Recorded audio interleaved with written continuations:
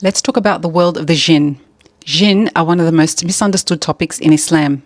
They're often surrounded by fear, mystery, and superstition. But much of what people believe isn't based in Islamic teachings, so let's clear a few things up. First, jinn and shaitan are not the same.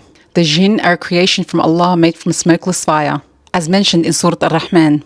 Like humans, they have free will and can choose to be righteous or sinful. Some jinn worship Allah while others rebel against Him. Shaitan, on the other hand, isn't a separate species, but rather a title for those, whether jinn or humans, who seek to rebel and actively work to mislead others. The most famous shaitan is Iblis, a jinn who refused to bow to Adam alayhi salam out of arrogance and was cast out of Allah's mercy. It's important to note that the jinn are not inherently evil. Some are righteous and some cause mischief. So no, they're not all lurking around trying to haunt you.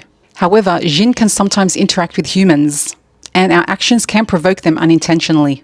For example, the scholars advise for us to seek refuge in Allah and say Bismillah before pouring hot water down a drain or a toilet, as this is one of the residing places of the jinn and we can unintentionally harm them. The jinn can take revenge on a human for harming them or their family. We need to seek Allah's protection in respecting the unseen world through Salah and Quran, specifically Ayat al-Kursi, Surah al-Falaq and Surah al-Nas. Interestingly, jinn are considered more prone to being led astray by shaitan than humans. They share the same tests and temptations, but they are described in Islamic teachings as naturally more volatile and inclined towards certain desires, making them more susceptible to shaitan's influence. It's also important to address the myths. Not every strange or unexplained event is caused by jinn. Sometimes it's just life or our imaginations. Blaming jinn for everything from losing your keys to feeling anxious is not fair or accurate. Finally, turning to fortune tellers, magicians and psychics who claim to have knowledge of or can communicate with the jinn is forbidden in Islam. Only Allah has knowledge of the unseen. And seeking help from anyone claiming to control or communicate with the jinn is dangerous to your faith.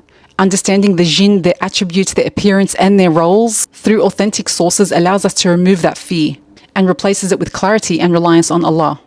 If you want to know more about the jinn, I encourage you to watch Interview with the Jinn on YouTube. It gives beautiful descriptions of the jinn, what they look like, where they live, what they eat, and how they practice their faith. Remember that whether the influence comes from jinn, humans or shayateen, our protection lies in Allah's help, being mindful of our actions and maintaining strong faith.